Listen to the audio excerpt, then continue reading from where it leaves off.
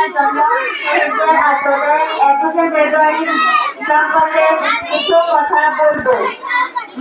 সম্মানিত অতিথিবৃন্দ, প্রিয় শিক্ষকগণ এবং আমার প্রিয় সহপাঠীবৃন্দ, আসসালামু আলাইকুম ওয়া রাহমাতুল্লাহ।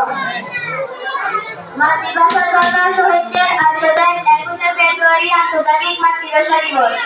21শে ফেব্রুয়ারি আন্তর্জাতিক মাতৃভাষা দিবস বাংলাদেশের ইতিহাসের একটি গর্বিত আবেগময় দিন। 1952 সালে এই দিনে ভাষা আন্দোলনের শহীদরা প্রাণদান করেছিলেন যখন পাকিস্তানি সরকারের বিরুদ্ধে বাংলাকে রাষ্ট্রভাষা হিসাবে প্রতিষ্ঠিত করার দাবিতে হাজারো ছাত্র যুবক রাস্তায় নেমে আসে। প্রতিবাদ জানাতে গিয়ে পুলিশের গুলিতে নিহত হন তারা বরকত, রফিক, জব্বার সহ অনেক তরুণ। তাদের সাহসী আত্মত্যাগের মাধ্যমে বাংলা ভাষার মর্যাদা প্রতিষ্ঠিত হয়। তাদের আত্মবলিদানে সুচিত্রে বাংলাকে রাষ্ট্রভাষা হিসাবে গ্রহণ করা হয়।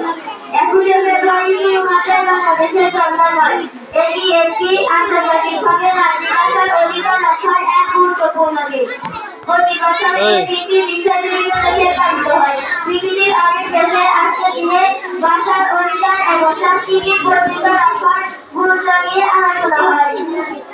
21শে ফেব্রুয়ারি আমাদের শিক্ষায় যে ভাষা শুধু একটি যোগাযোগের মাধ্যম নয়, এটি জাতির আত্মপরিচয়ের পরিচালক।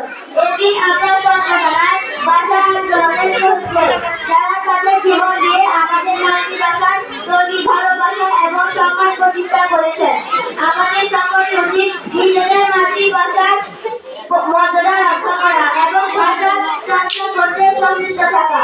আসুন শহীদদের আত্মত্যাগে গভীর শ্রদ্ধা জানিয়ে এবং বাংলা ভাষার সঠিক চর্চা করি এবং মাতৃভাষার গৌরব অক্ষুণ্ণ রাখি।